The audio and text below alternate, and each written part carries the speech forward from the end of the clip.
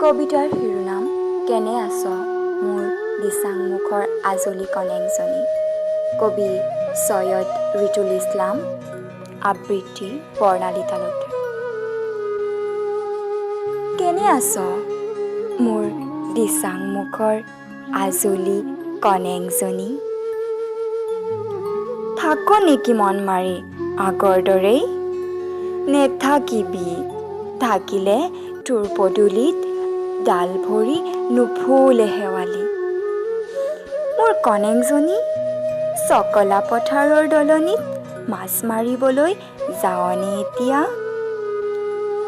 তেজাল তোৰ কলা ফুলত বামজোকে কামুৰিলে চিঞৰণে এতিয়া। ভয় লাগে নেকি ফাগুনত মেঘে গৰজিলে, দূৰণিত কোনোবাই কান্দি উঠিলে তোৰ বুকুখনি বিষাই নেকি বাৰু। তই চাগে পুৱাৰ ফাট বেলাতে উঠি সন্ধিয়াৰ আকাশত তৰাই সহালৈকে বাট চাৱ মোলৈ। আকৰিজনী চিঠিখন পঢ়ি কান্দিছ কিয়,